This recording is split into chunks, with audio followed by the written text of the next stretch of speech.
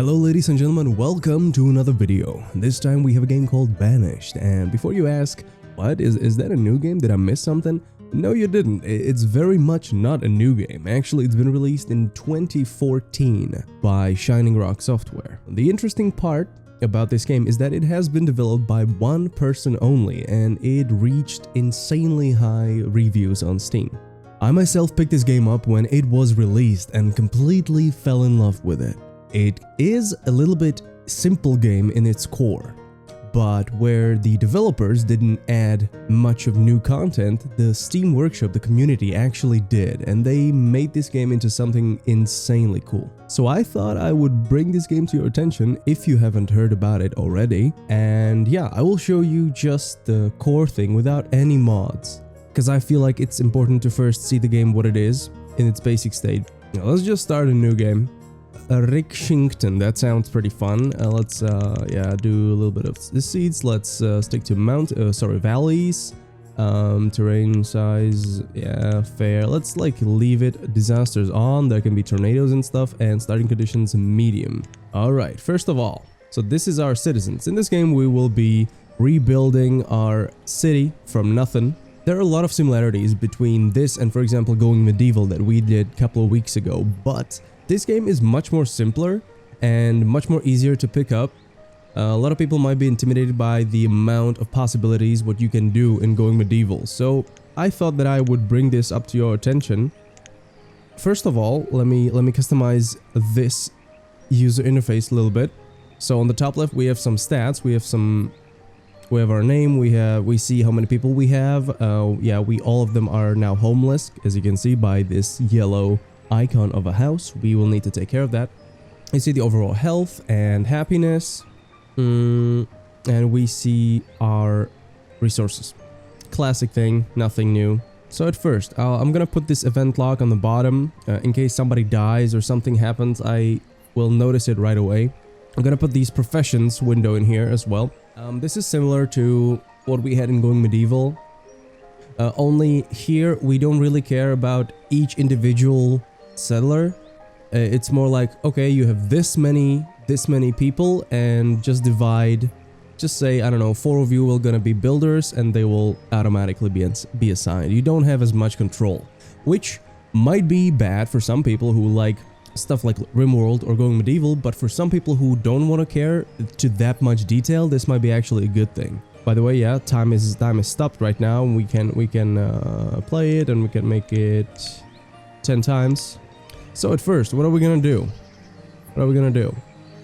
We have storage barn with some stuff that can go that can rot and that can get destroyed, and then we have stockpile with stuff that doesn't need to be outside of the rain. Yeah, sure, firewood, but in this game you don't really care about that much detail. So at first, what are we gonna do? We need to build some houses. You know what? Let's start building houses this way. How many people do we have? 22? If I remember correctly, you can fit up to 5 people in one house? No, I guess you can fit more, but let's just build 3 houses at first. We need to assign. As you can see on the bottom left, we have 10 laborers, which perform easy work such as clearing up areas and moving produced goods to storage. We don't have any builders, so let's designate 3 of our laborers to be builders. Although, as you can see, we have 22 people, but 10 of them are adults, 0 of them are students. That's when we can build university, and 12 are children, and children do not work in here. We will also need to take care of our food, because we have early spring right now, as you can see on the top left, and it's gonna be winter, and in winter there's not many things that grows. People become cold, so we need enough firewood, which we don't really have that much. 200 is not that much. At first, let's harvest some trees that we have in here. And let's also create a woodcutter. Woodcutter is gonna take the classic wood and turn it into firewood, which we will need. Boom, like this. And also we need to designate at least 1 person to be a woodcutter. As you can see, we still have 6 laborers. All right. The buildings are starting to be built. Some people are getting... What is this? What is this question mark? Citizen has no job. Alright. You know what? Actually, why wait, right? So let's create a fisherman as well. Fishing is a really good source of food because you can use it the whole winter. It doesn't matter what kind of season it is. So, I mean, the best would be where the river like turns or something. Maybe there? Yeah, it looks like maybe in here it would be like it has the best coverage when it comes to the water. Here we have some livestock that we can actually hunt as well when we build a hunting lodge or hunter's lodge or whatever that is. As you can see, 3 people have moved in right now. 2 people and 1 child, and they are automatically gathering some resources to their house. So we still have 19 people that don't have a house. Look at them go. Look at them go. Okay. We have 5 people in here. Alright, so 13. I guess we'll need at least 2 more. Does that make sense? Let's have it like this and like this. We can also build a road. While people are on the road, they can actually go faster. It's not gonna be that much of a difference when we use this first one. It's just a dirt road, but later when we have stone, we can do a stone road, or even we can do bridges and tunnels in the mountains. Let's have 3 fishermen actually. We'll have 3 builders, 3 fishermen, because this is gonna be our main source of food right now. And actually, you know what? Since this is a really dense forest, let's have a gatherer collecting roots and berries. That's also an alternative source of food for us. I think we can actually, you know what, we can actually take care of all these trees right now, because yeah, we are running low on logs anyway. In here we have the woodcutter, let me stop it for a second, is built. It has assigned 1 out of 1 because we just made 1 woodcutter. Just designated 1 person as a woodcutter right here. And here we can set until when he's gonna work. So when we have fuel limit of 200, and I believe that this is counting just the fuel limit we have in here. So it's not counting the stuff that people have already taken in their houses like this. Later on, we can make a marketplace where people can actually trade stuff that they don't need with other people for stuff that they need. So that's gonna make things easier, but that's definitely at least a second year thing. Right now, we're just trying to get everybody a home and try to provide some basic stuff until the winter comes. Right, so the fishing dock is finished, and we can actually click this button and see how many fish they caught on this season and the previous season. So we can do the same thing with, for example, the woodcutter. So we can like easily compare if something is working more or less. The gatherer's hut is still not complete, and we are running low on stone, which means we have 0. And we need it for both of them, but I think the more priority is to this one, to be honest. We need 2 more stone to finish this before we can start building. As you can see, there are always a couple of stages. First is removing all the stuff that is in the way, like trees and stones and stuff. Then bringing in all the resources, like in this case just wood and stone, and then building. And you see the percentage completion. On the bottom left, we can see that Ineli and Hetida has both become an adult and now working as a laborer. This is the classic thing.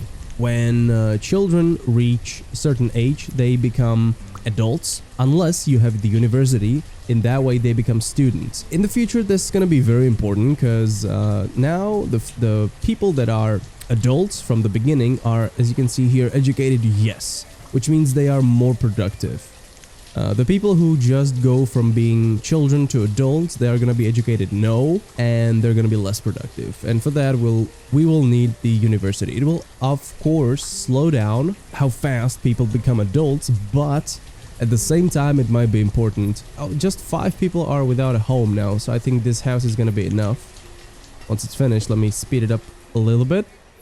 I don't know, there's something about this game. It's very simple in its nature, what you do and how you do it and how it looks like, but yeah, it's just you don't have to think too much. So those of you who like these sort of simulators but don't want to go into something super complicated like RimWorld, or I think Going Medieval is way more complicated than this, this might just be the game for you. Who knows? And the last house is finished. So who's gonna go in? Who's gonna move in there, huh? Still have 5 people without a home, and all 5 of them moved in. Good, good, good. I think the age is basically when you are 10, you stop being a child and become a adult, in this case laborer. And when you have university, when you're 10, you go and you become student until I think 18, and when you're 18 you become a laborer.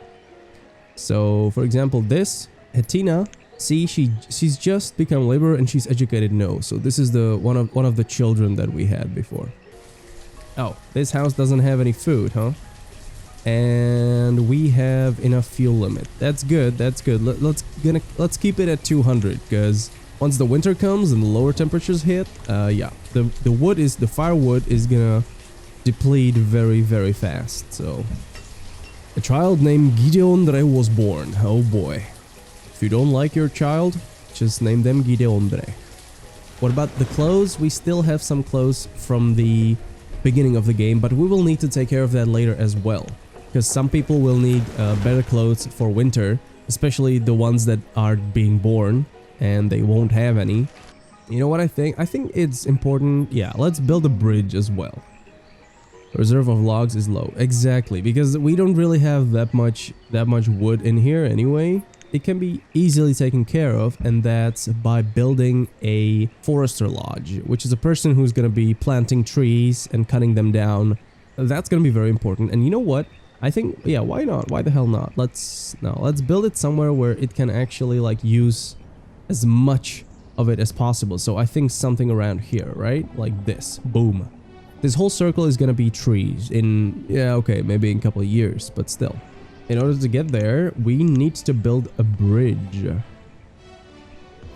No, really? Why cannot it be placed in this location? Yeah, let's build it like so. Yeah, in the future we can buy some seeds and stuff from a merchant that's gonna randomly come through this river. But for that, we actually need to have the dock for him, the trading post for him. Yeah, which I feel like is a little bit, not really late game, but not for the first year. Because we need to have something to give him in return. And we don't really have much right now. Child named Yummy was born. Yummy. I don't see anything wrong with that. And the gatherer's hut is finished. So we have 3 out of 4. Actually, let's make it 4. Let's make it full number that we can use. We still have 5 laborers. You know what we could actually do? Because there is a lot of stone, isn't there? Yeah, like, boom, this is all stone. And maybe even a lot of iron. Yeah, a lot of iron. Maybe we could try to build the forester right in here. I mean, I know that we're not gonna cover everything, but we could cover a lot, and we could basically get rid of all these stones and stuff. And then it's gonna get replaced by trees. So I think that might be a good thing. Oh, and it's late autumn, so yeah, winter is coming. And early winter is here. As far as I remember, there is no fighting in this game. You don't get raided by other people, so you don't need to care about weapons. The only thing that you can use blacksmith, or you should use blacksmith for, is producing new tools. The better the tools, the more effective your people are going to be. The only way of getting new people as of right now is that they are being born. There is this town hall that we can build. We're not going to do it right now, but we can do that. And that means that people can come to our city and request the citizenship, and we can, you know, we can say yes. Okay, Gatherer's Hut seems to be very effective, and it's gonna be even more effective once this forest is a bit more denser. When this thing is cleared off and the Forester Lodge is actually gonna start working in there. Right now you can designate what he's supposed to do, if it's just planting or cutting or both. Let's have it on both at this point.